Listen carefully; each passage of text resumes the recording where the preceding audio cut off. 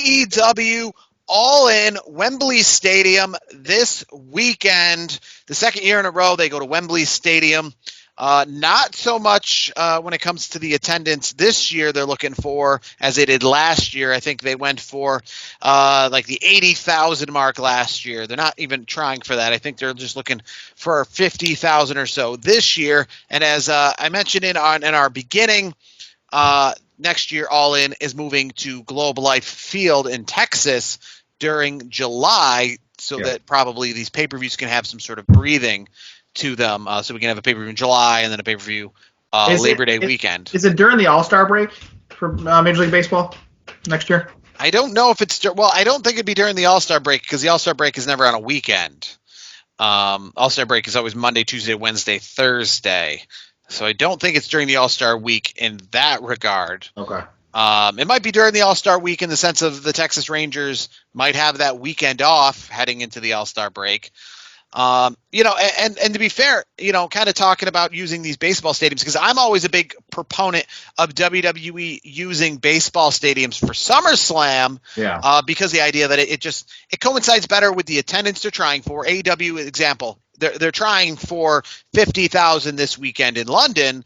It looks cooler to go for 50,000 in a stadium where the capacity is 50,000 than go for 50,000 in a football stadium, which has much higher capacity.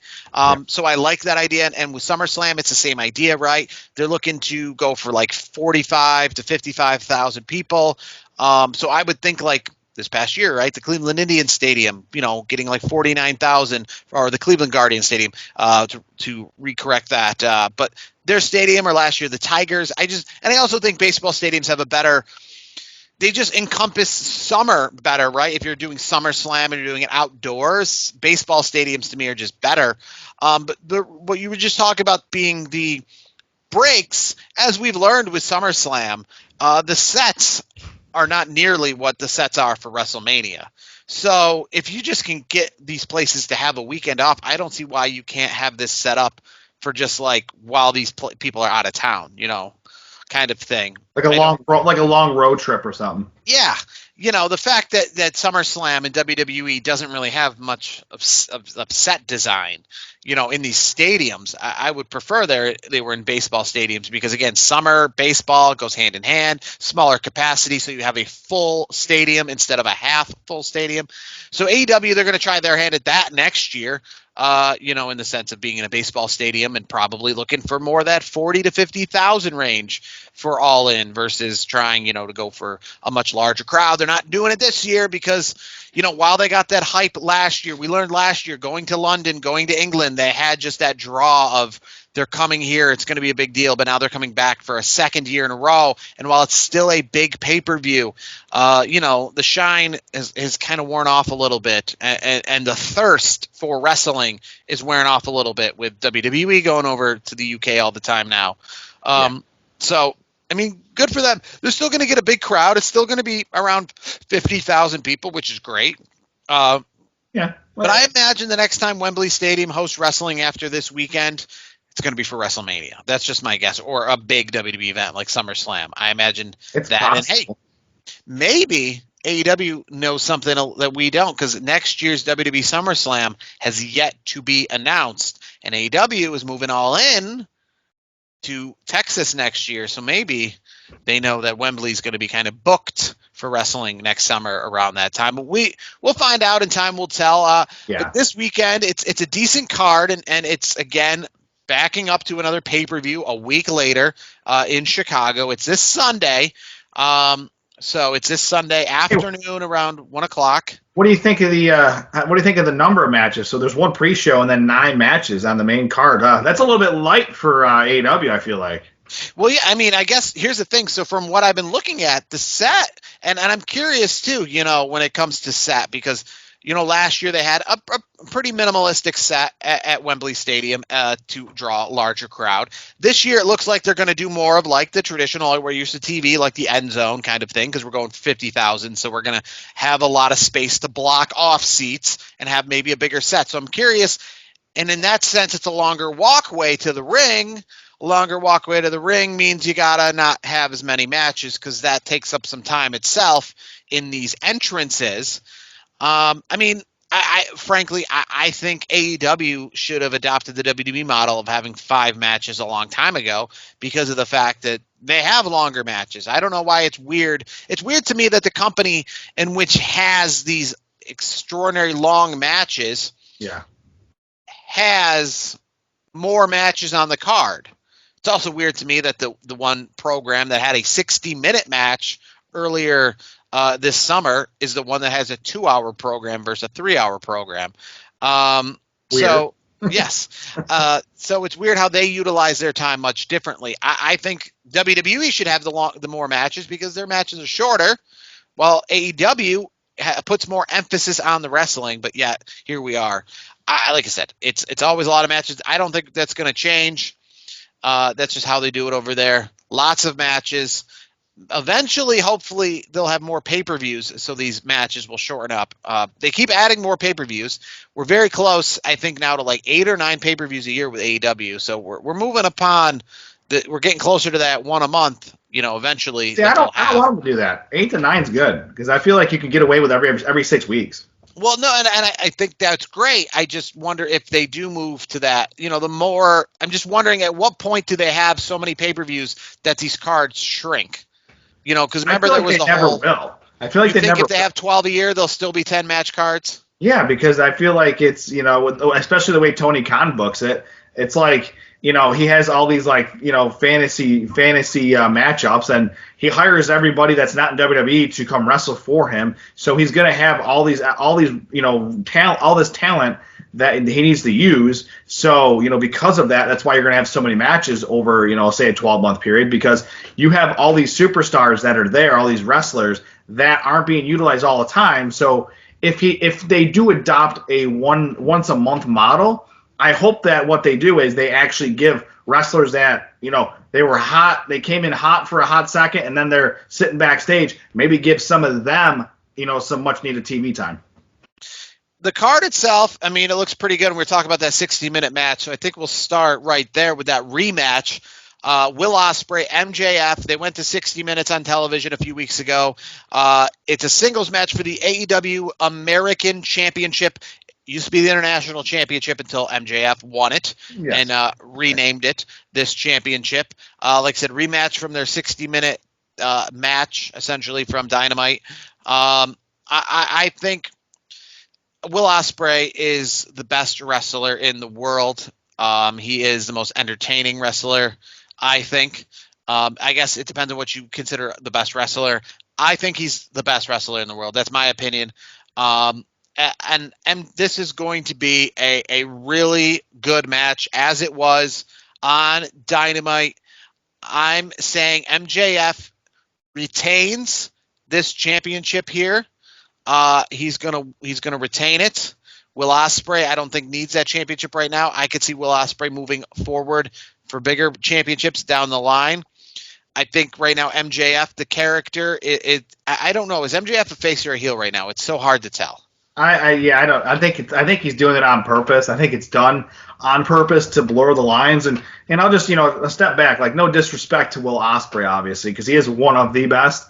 I mean, to me, and I've said it before, there's a few wrestlers, and yes, I am more of a WWE fan than an AEW fan. Take that as you will. There are still a few wrestlers in WWE that I do prefer over Will Ospreay. I think Will Ospreay is great. I think he's probably, I would say, I won't even say just as a wrestler. I say as a total package. He's probably number 2 behind MJF. I still think MJF's the best thing they got in AEW, and I think he's the. Well, that's pretty good because you're saying 1 versus 2's facing off against each other. Yeah, no, and that's what I mean. It's going to be a good match. I just, for me personally, for my money, I'll still take a Seth Rollins and a Gunther over Will Ospreay. Again, no disrespect. It's just a different flavor.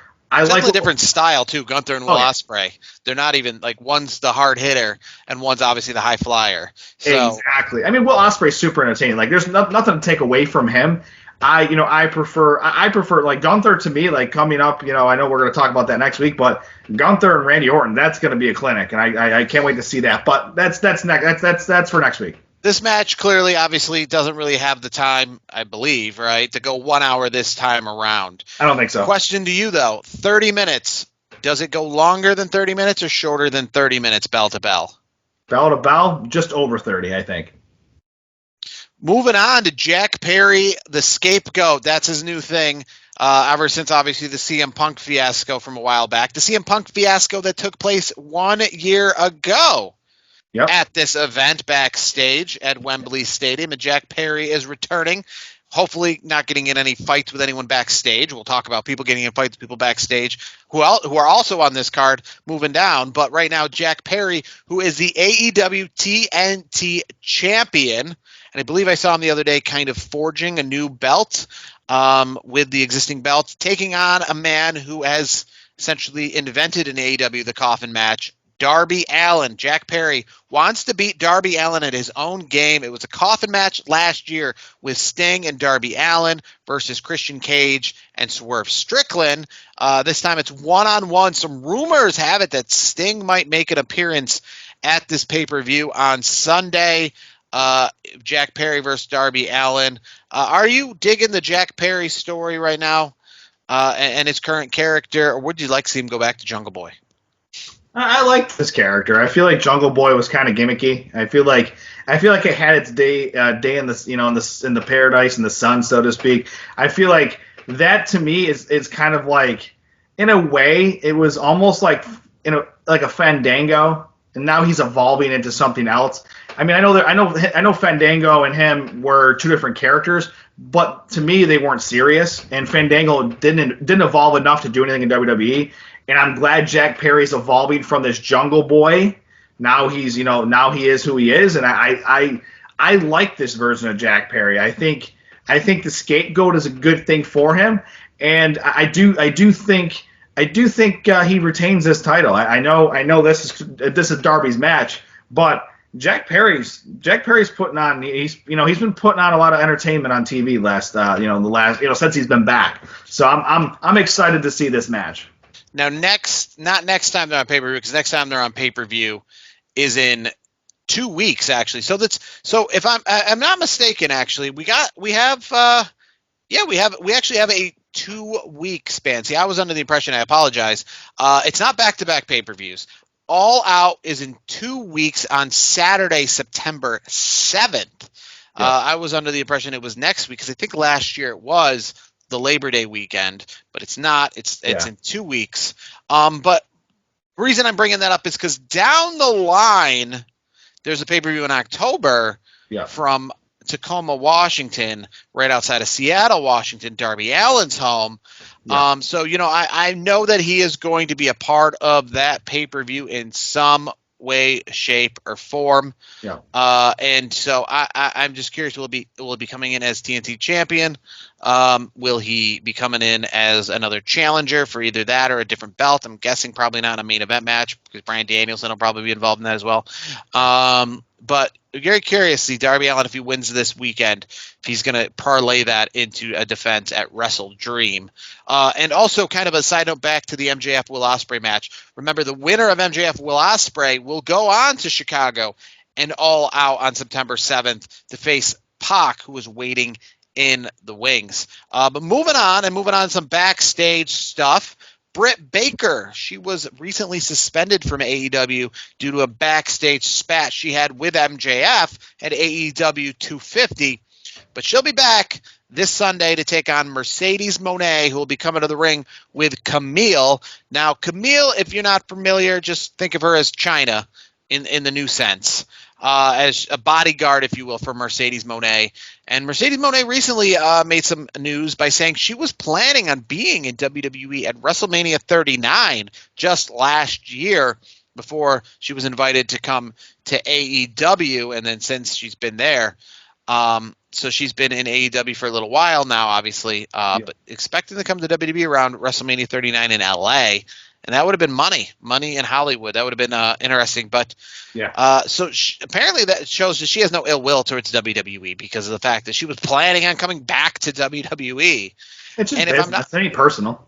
Yeah, and it's crazy to think, too, because, a lot of people are talking, positive about WWE since Vince McMahon has left. But I think, he was backstage for that WrestleMania 39. That was post him leaving, but not him leaving like he has now. You know what I mean? Yeah. It was post him it was him still being somewhat involved in the company. So she was thinking about coming back to the company while Vince McMahon was somewhat still involved. Is interesting to note. Mercedes Moné versus Britt Baker, who leaves as the TBS champion. Oh, I mean, it's Mercedes Moné. I think that's kind of obvious. I feel like I'm glad to see the doctors, back in action this weekend after her suspension. So it'll be a good match. It'll be. I think it's going to be a very entertaining match. But I think they're going to keep the belt on Mercedes Moné at this stage of the game.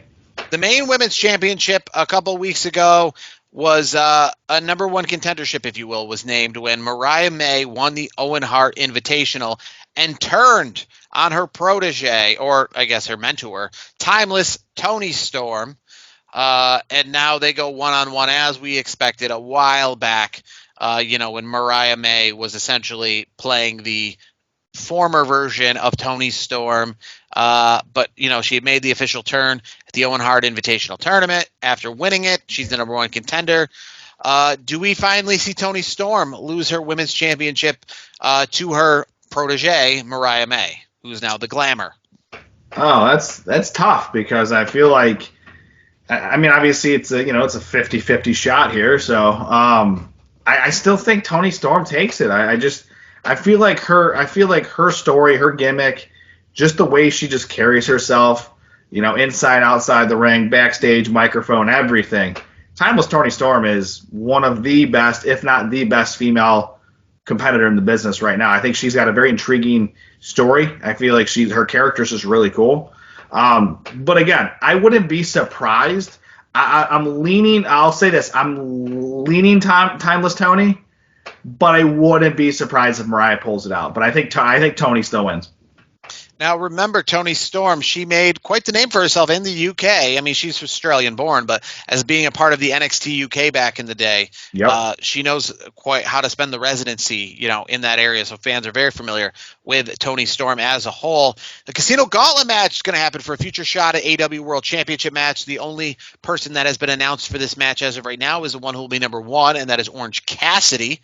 And moving on from that, because we don't really have any more information with that, is Chris Jericho versus Hook. Chris Jericho, his whole learning tree gimmick going on here, taking on Hook. Now, remember, Chris Jericho is the FTW champion, a championship belt that was made famous by Hook's father, Taz. So Hook, wants to bring that back into the fold, into the family, as he takes on Chris Jericho. And if he loses, he'll never be able to challenge for that championship again. Also, rumors have it that the main band Fozzy is going to be there helping sing Chris Jericho to the ring at Wembley Stadium. Imagine Chris Jericho will probably come out with a microphone. The band will be playing. Chris Jericho maybe will be singing his own song to the ring. Of course. Here's the thing, though. I think that's going to be a cool entrance, but I do think Hook gets the title. I know it's, if Hook loses, he can't go for the FTW championship as long as Jericho has it. So I know that's a stipulation in there, but I feel like Hook's gonna get it. I like what Hook's been doing, and I feel like he's due to get that belt back. We got a three-way match for the World Tag Team Championships. The Young Bucks, we all know the heels that they are now, and champions, tag team champions, taking on FTR and the Acclaimed. This is just a star-studded tag team match. The story is all right. I mean, because you have the Young Bucks, who obviously are the bad guys. They're the establishment. That's what they've been doing. They are AEW. In their eyes, they're playing that EVP card, in their gimmick lately. And then you obviously have FTR, great tag team, and the Acclaim, who is obviously the most popular tag team, one of the most popular, if not the most popular tag team in pro wrestling today, WWE or AEW.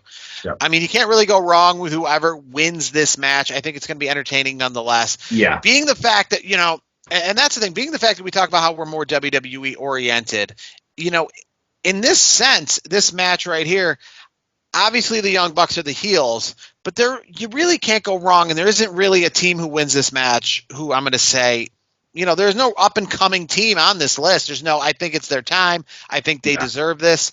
I mean, we know the Acclaim was messing around with like that World Trios Championship for a while, and now they're just going straight for the regular tag team title here. But there is no like, I've got no skin in the game in this. There is no. I think these guys should win. I think it's going to be an entertaining match, and I think the Acclaimed, probably will win this, being the faces that they are. And the kind of pop they would get if they win, but either way, I don't think there's any wrong team winning this. And moving on to the 4-way London ladder match for the Trios Championship, who sees the guys who won it pretty recently, Christian Cage, Killswitch, and Nick Wayne. They're the new champions. They've only had the belt for maybe a month or so. Taking on Juice Robinson, Austin Gunn, and Colton Gunn. Big Bang Gang is what they're calling themselves, and the House of Black, who's essentially the people who are, in my eyes, wondering, should we have left WWE? Should we go back sometime soon? Versus the wild card winners, who will be determined on Saturday's Collision. And as of checking of this, because I was thinking maybe that we would know who that team is, because from my understanding, is Collision is being taped in Cardiff, Wales, the same as Dynamite, and Dynamite was taped like 2 hours prior to us recording this. Yeah. So as of any minute now here on the East Coast, we should know who is that wild card winner, spoiling this Saturday's Collision. But I think in this, again, there's really no way to go about it. I hope House of Black makes a name for themselves, but most importantly, win or lose, I hope they win. I hope they win these belts. And if they don't win these belts, I hope it's a time for them to all go their separate ways. They need to split up from this House of Black. We need to see Malachi Black and people like Buddy Murphy or Buddy Matthews, Buddy Murphy and a former light going for, much grander things. Cause I think there is nothing more stale in AEW than House of Black. Am I wrong with that?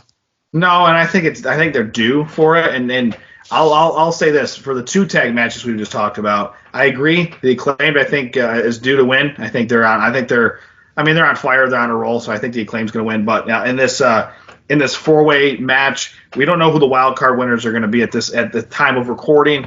So based on that, I would like to see House of Black, but something's telling me that the Patriarchy is going to retain. And the main event match, here it is. Bryan Danielson working without a contract. We talked about the fact that Wrestle Dream in about a month and a half is going to be in Tacoma outside, his home, which actually his home is not even Seattle. It's Aberdeen, Washington. But so it's in Washington, his home state. He'd get a big pop there. His career is coming to an end sooner rather than later. It's title versus career. Bryan Danielson, working without a contract in order to stay afloat here in AEW, is taking on Swerve Strickland, who won that belt back at AEW Dynasty in April.